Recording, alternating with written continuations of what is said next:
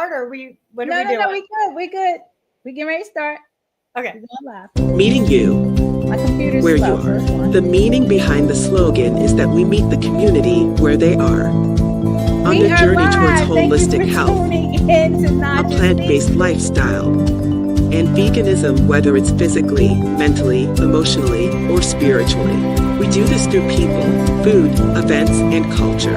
Our 6 pillars are earth, eating, education, empowerment, enlightenment, and events. We are Black Veg Society.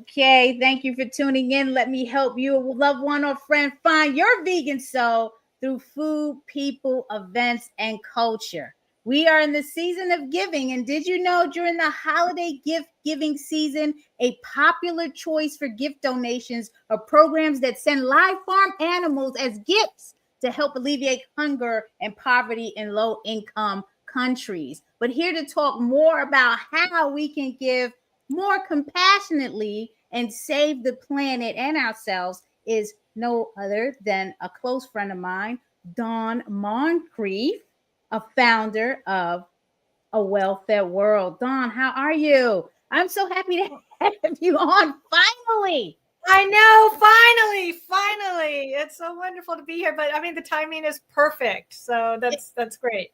It is. Talk to us. What is Plants-4-HUNGER? Tell us about this. All right. Well, this is a campaign. I started it as an education campaign back in the late 90s when there was barely even an internet. It was just a little web page. But then around 2009, I'd already been working in the nonprofit community. I was able to spin it off to be its own program as opposed to just a little part of other programs. So as a lot of your listeners probably know, the main reasons a lot of people are plant-based is because of their health, and the animals and the environment. But a fourth part of that is global food security. And it usually gets a little bit of mention, but we're one of the few organizations that really leads with global food security. And we're a facilitator. So I like to joke, but it's not a joke. I'm like, I don't cook the food. I don't distribute the food. I don't grow it, but we write about it. I present about it, and then we raise money. And we give it to our network. So we know just amazing groups on the ground. A lot of them, Naijha, and then we facilitate the funding to get to the groups who are doing the work in their own communities. We don't tell people how to do it. I don't know how to do it, but we find the groups that are doing the work. They're doing it well, but they don't have access to, like, U.S. donors in particular. As a U.S.-based organization, we have a lot of people who want to be able to give to low-income countries and communities. We also help groups in the U.S., as you know. And this is just a great way to do it. And we give for the Plants-4-HUNGER campaign that you're on that page right now, we give 100%. So, we raise our money for our organization separately. People can give where needed most. It comes to us, but they can give to Plants-4-HUNGER. We send it all. And I'm like, we're great because they're great, So it helps that it's not like, hey, just give us money for the holidays. Like, we're going to give it all away. And as we're going to talk about, we're partnering with Black Veg Society to promote this organization that I just joined the board of that's amazing in Africa. Malnutrition matters. And even if you hover over that donate bar at the very top, you can see that it'll pull down one of the options is the Africa Soy Project. So you have to hit the designation drop down to see it. Okay. When it pulls up, but anyway, yeah, we can talk more about it. I'll stop it there. But yeah, hit that little button where needed most, and you'll see it drop down, and it'll show the Africa Soy Project. Oh, there we go. Yes. Black Veg Society is partnering with A Well-Fed World on this initiative. Dawn, I have to tell you, and if folks don't know, Dawn and the Welfare World were instrumental in getting Black Veg Society off the ground. And I was looking for my little applause button so I can give a hand for that, because had it not been for your organization, I don't know where we would be today. So we definitely are so grateful and so appreciative of the support that you've given us over the 10 years. So yes, we are partnering in this. You taught me about the global hunger impact of the vegan movement, why people should go vegan.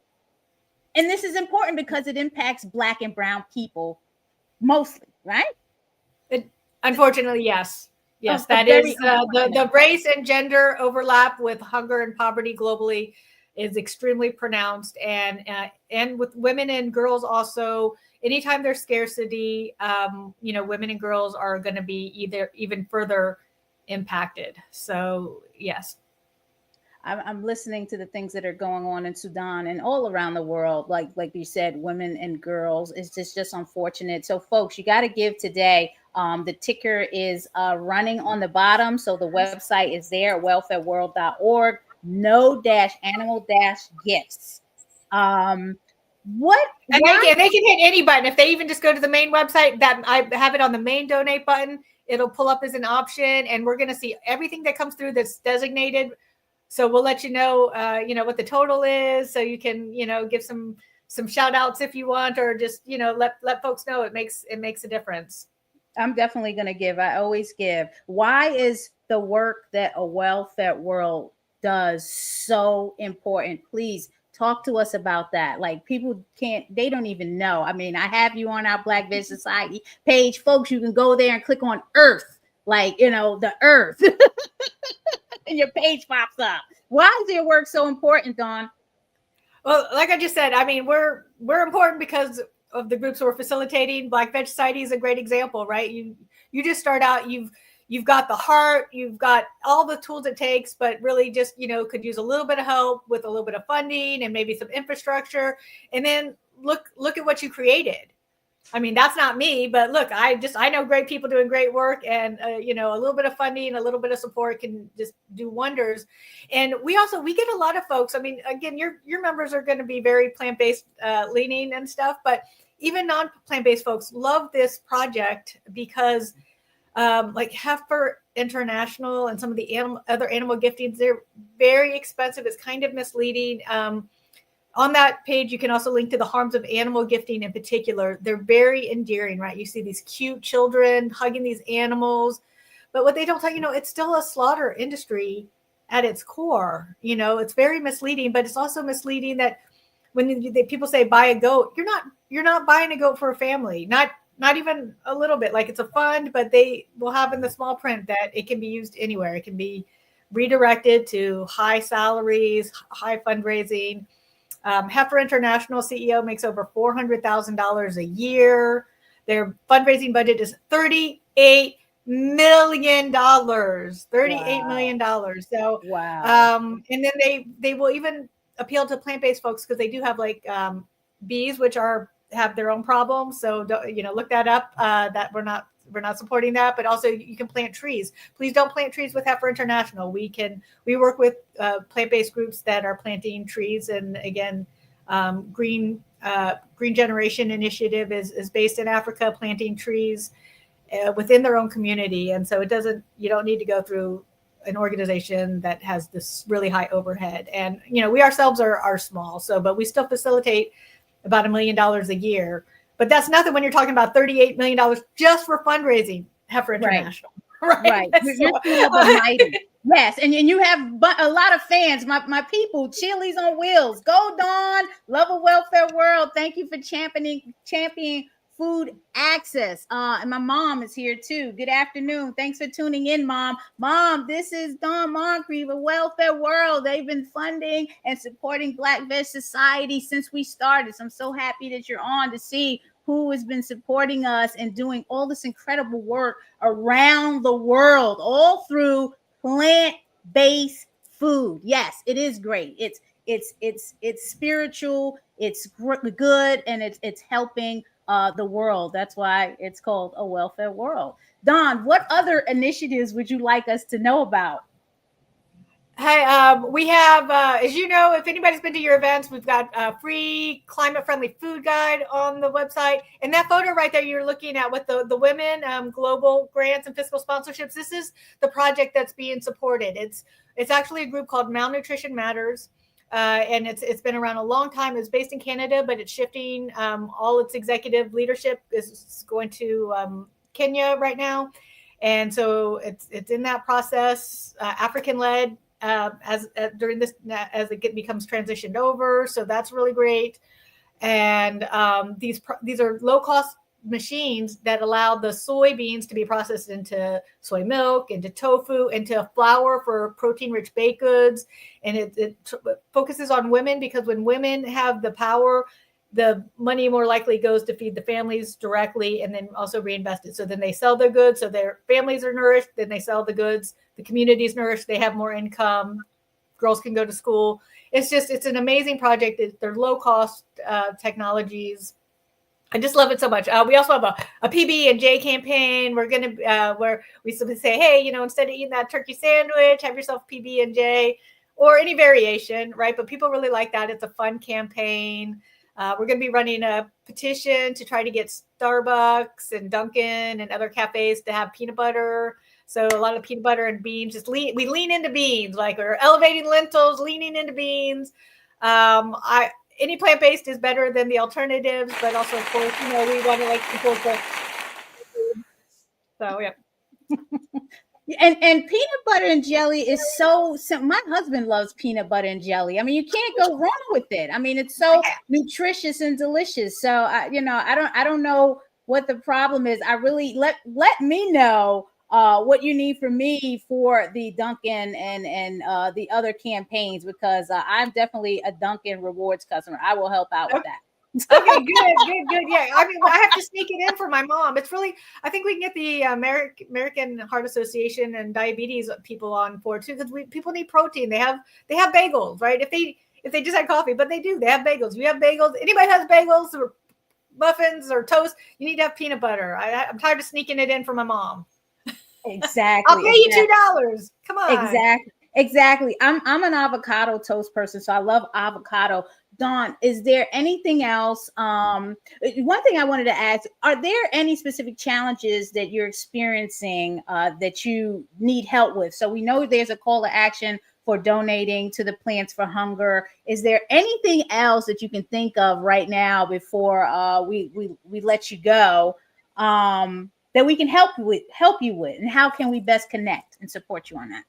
Well, let me just say that this Plants for Hunger is designed as a gift-giving campaign, and we have custom e-cards. So as soon as people donate, they can donate in somebody's honor. So either for the holidays, for New Year's, for birthdays, just to appreciate somebody who inspires you. And so for folks to keep that in mind, and we might not always have the BBS sponsored link right there, but the soy micro business is for women. That's Malnutrition Matters. It's at malnutrition.org. That's the group we're sponsoring. I'm going to share it right now for the partnership. And again, 100% is going. If we can send 110, we will. But I don't want to overpromise. I'd rather just promise the basics and deliver greater if we can.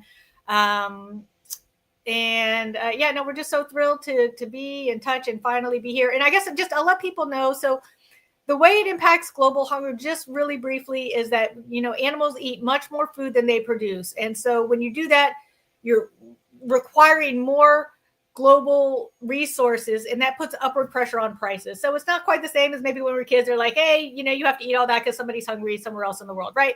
But all that inefficiency, if you care about food waste, why does food waste matter? For the same reason food waste matter, eating animal products mattered, because it's really inefficient. It's basically a form of food waste, since it's not needed, that animals are eating all this food. And it's even much greater for folks in your listenership who know that they might know 16-1, that like cows eat 16 pounds of grain to produce 1 pound of beef. That's very common in the veg community. It's actually more like 25-1. And we have that information on our website, awfw.org or wellfedworld.org, under feed ratios. And so what that means is if somebody's eating a hamburger patty, just a small one, just a 100 calorie hamburger patty, beef patty, 25 to 1 ratio means that cow ate 2,500 calories to produce that one little 100-calorie patty, and that's enough calories to feed an adult active male. So I mean, it's a lot of waste and putting all that strain on the global food system. Even if you think, oh, it's scarcity, not distribution, or it's distribution, not scarcity. It's not that simple. It puts upward pressure, and we bid food away from the poorest of the poor. We did it during the Ethiopian famine. I was so shocked in the 80s. I was really shaped by that. And then I found out, that's actually a common practice where low-income countries, food insecure countries, will export food to be used as livestock feed for wealthier populations. And I learned that through you. You did a presentation at the Baltimore Ethical Society here some years ago, where you taught, and that was the next thing that I said, oh my goodness, like I have the spirit here, because if people don't know, then this is why you have the consumption of meat and the lack of understanding what's really going on in the world economy. So Dawn, I really appreciate you coming on. Folks, Black Veg Society is partnering with A Well-Fed World on the Plants for Hunger initiative. Please go to, I had the website here, where it is, awellfedworld.org/no-animal-gifts. Give to A Well-Fed World. Select the soy Africa Soy Project. Yep, it'll say BVS on it, and anywhere on our website they'll find it, so they can just get to it easily. Don't worry about a long URL. Y'all will find it. It's on the navigation and we'll bar. Share that all around. How long is the campaign going on? Is it during the month of December? Plants for Hunger is year round. It just kicks into high gear for December for obvious reasons, and we're gonna keep the BBS link up at least through the weekend. So I love it, folks. Please show your support. Dawn, how can they connect with you directly if they need to? Is it just the information's on the website? Just my name, Dawn at awfw.org. Our phone number, all that information on the website. We don't keep you at bay. There's a contact thing. It'll have our phone number that goes right to me. There's our emails there. Yeah. I appreciate you, folks. I'm going to bring on our next partnership, which is Debra Wasserman of Baltimore-based Vegetarian Resource Group. Hi, Dawn. Hi, Naijha. Hi. Yes, you guys know each other, of course. We've known of each other for a long time. Yeah. So we're all in the right circle, and Black Veg Society is so appreciative of the partnership and the support. So Debra, now you're up. You got to talk to us about what's going on in your end. Sure. Thanks for having me on. The Vegetarian Resource Group is a national nonprofit. We began in 1982. So I have been promoting veganism forever. We do our main goal is to reach out to mainstream. We work with health professionals, food service individuals, students, businesses, you name it. The goal is to make it easy for anyone to be vegan. One project we've been doing for a long time is reaching out to registered dietitians by exhibiting for over 37 years at their national convention. Wow. By doing this, we're getting reliable, accurate vegan information to health professionals in their hand. And many people don't realize, but dietitians often have large buying power. They may be in charge of ordering all the food for the military branches, like the Army, or someone may be in charge of ordering food for an entire hospital chain or a senior citizen, like assisted living program. And it goes on and on and on. So they have a lot of buying power, and you want to make sure they know what really is vegan and what is not, and what would work in a food service. We've also been commissioning national polls by reputable organizations such as YouGov or Harris Polls to find out the trend of how many people are vegan, also what vegans would like to eat and not eat, and that sometimes is surprising. Also, where they're from, what part of the country, the income of vegans, And this information that we gather, and we've been doing it since 1997, 1994, this data is very valuable to businesses when they're making decisions on what products to produce. Also, we produce Vegan Journal, which, as the title says, is a vegan magazine. We've been doing that for all along. We produce vegan brochures. Finally, we submit testimony to the USDA and FDA when it's appropriate. And we know for sure that we've had significant impact on policy changes that make it easier for people to be vegan in all situations. Our work is very important because we're proud that our materials are very scientifically based and it's accepted by mainstream. All the nutrition materials we produce are done by vegan registered dietitians or doctors, and their reputation is very good, so it's well received. One project we're working on right now is to compile a list of senior facilities that offer vegan food on a regular basis. Today, many institutions in the senior center do offer vegetarian options, but very few offer vegan. And just by approaching these independent or senior or assisted living locations or nursing homes and asking the simple question, do you have vegan options on a regular basis, will make them at least think of adding it. We did the same approach about 20 years ago with college campuses. And as many people know, today, almost every university has vegan food available, and in some cases have entire vegan dining halls. So just throwing out that question to senior establishments should hopefully make them think about having vegan options. And it's more than the vegan population that's going to want it. A lot of people today have stopped eating red meat. So that alone tells me that they're going to be looking for alternatives in these senior centers.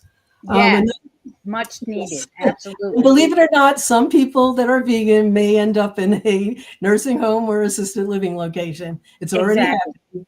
Exactly. And if you just want to make sure they can be healthy, they're not going to change your eating, and you don't want them to starve. I think everywhere you go where you don't see an option, there should be something said. I go to conferences, and if I don't see it, I say I go to health fairs, and if I don't see, it, I say something. I think we need to speak up every time we don't see options, and not like, as a nuisance, but as a matter of fact, times are changing, and more and more people are living this lifestyle, and we need to have these options. Right. Totally. Just asking can make a big difference. They always say in a store, if you want to get a product in, all you have to do is get 2 or 3 people to ask for that vegan food item, and it'll show up in the store. Exactly. It doesn't take many people asking for it to happen. Another project we're doing right now is creating more short videos, since the younger population doesn't really do anything but watch videos. They don't actually read. So they need all visuals. So we're doing a lot more of that now. Some of the videos will be related to an issue of Vegan Journal. So for example, we recently did an issue that focused on all the plant milks that are available today. But the fact is, even though they're readily available in all supermarkets, a lot of people will look at them but have no idea what you do with them, which one to pick for what. And so, for example, we've done 3 videos recently on plant milks. One is just in general on what type of plant milk you'll use to make a particular dish. We did one on what happens when you use different plant milks just to make vegan pudding from a mix. And the texture comes out completely different, and we show people the differences. And people might like their pudding different ways, but it shows you how there can be a difference by using, let's say, soy milk versus cashew milk versus coconut milk. They're all different because of the texture. Texture is everything. People are real. We know it with cheese. That's why it's hard when people are transitioning to vegan. The cheese is a big thing. Milk is a big thing. So yes, absolutely. And then also we are doing now our national annual scholarship contest for graduating high school seniors that promote veganism in their community. every year, thanks to wonderful anonymous donors who have contributed a lot of money, we are able to give away several $5,000 college scholarships and one $10,000 college scholarship every year. And we usually get several hundred people applying. And it must be someone who's been promoting veganism at least for 2 years on a regular basis. You can't just have started yesterday. It's competitive. It's very difficult to win. But we're proud to say that we've been doing it for over 20 years now. And some of the winners told us they would not have gone to college without the scholarship we gave them and the encouragement. Some have become vegan doctors. Some are now vegan environmental lawyers, you name it. So it's very rewarding. Another thing we do is we investigate on a regular basis food ingredients to determine if they're vegan or not. It's a very difficult job because of proprietary information. The woman in our organization who researches this has a strong science background, so she can ask enough questions to figure out whether an item is vegan or not. She also goes to the sources of who's actually manufacturing that ingredient. And all that information is on our website, vrg.org, and it's a food ingredient guide, and you can find it on our website.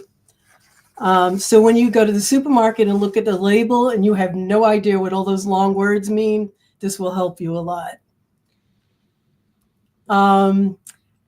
Let's see, we've been helping other groups on a regular basis. For example, we've worked with you, Naijha. Yes, giving out all the journals and the pamphlets. I love the Save the Water and the Vegan Diet in a Nutshell and the vegan. Let me tell you something, we can't keep those journals stocked. It's the same like the climate friendly food guide. Like folks just take that stuff. They love it. Come swing by again and get some more.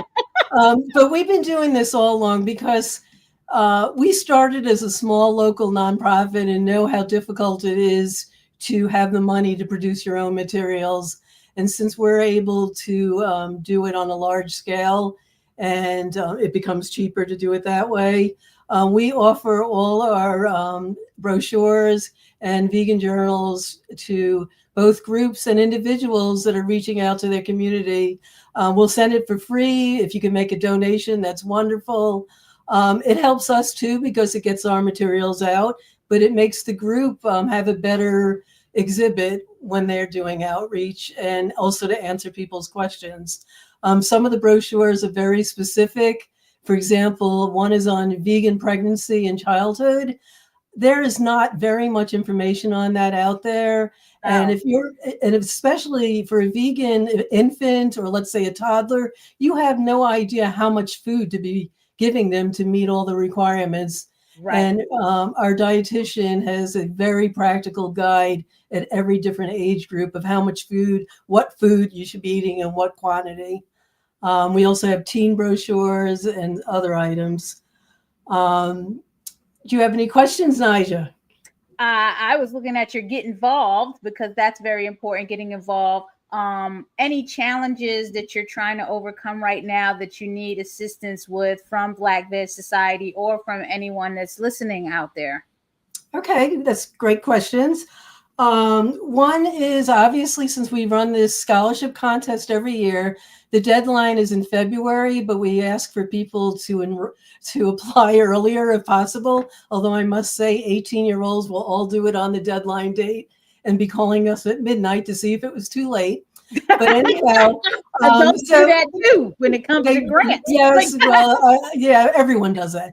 But anyhow, if you know of any high school seniors in the vegan movement who are promoting veganism on a regular basis, make sure they know about it. They should apply. Also, we, as I said, get over 200 applications for that scholarship contest. And we use all volunteers to acknowledge every single entry to encourage the students to continue their work. So even if someone doesn't win, they're getting an encouraging letter. Most people today, when they apply for college scholarships, never hear anything about their application unless they win. And it's awful because in our case, it's a lot of work to apply. So we have volunteers. And if you'd like to do that, we would email you their essay. You just write up a short paragraph encouraging them for what they're doing, and then we'll forward it to them. And the students appreciate it, and many of them say that we're the only one that thanked them for applying. So I feel good about that. Also, we have an online veggie restaurant guide to the US and Canada. If you ever want to volunteer writing up entries for that, we use all volunteers for that as well. And again, if you want to hand out our materials, that would be wonderful. When there's obstacles, it's basically just getting out the information more. So we create the materials. We do exhibit all over the country, but we obviously can't be everywhere. So if you hand them out, we love it.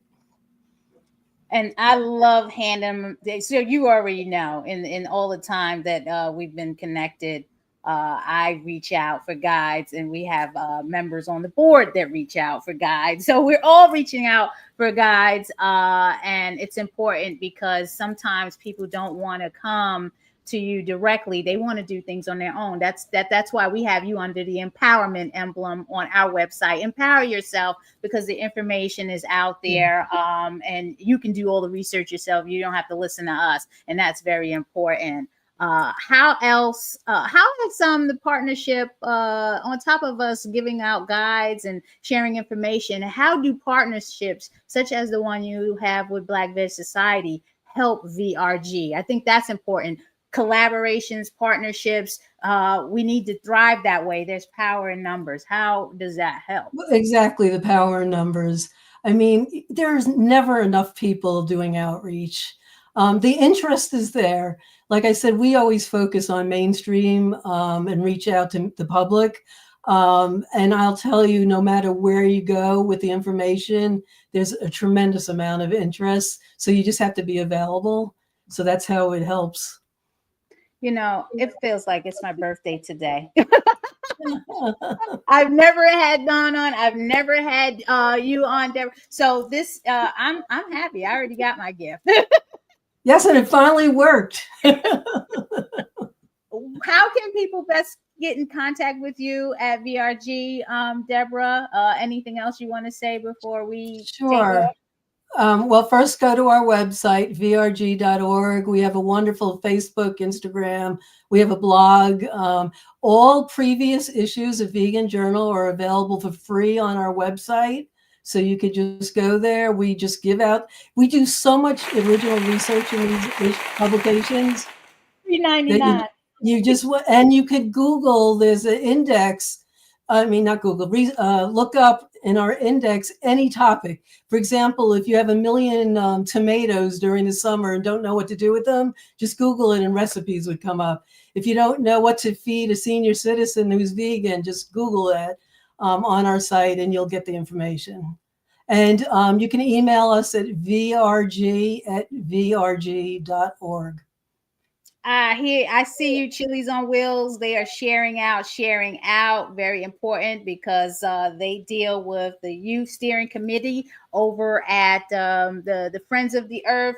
And if you haven't heard of the initiative there, the Plant Power School Meals Coalition, which Black Veg Society is a founding member of. So, you know, that is near and dear to our heart. And we love to share that information, people that need to join that coalition. It's been a pleasure.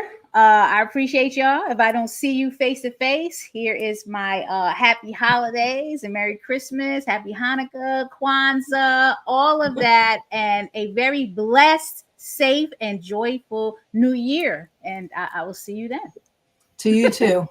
Thank you, Dawn. Thank you, Debra. Have a good one. Thanks, everyone. Share out.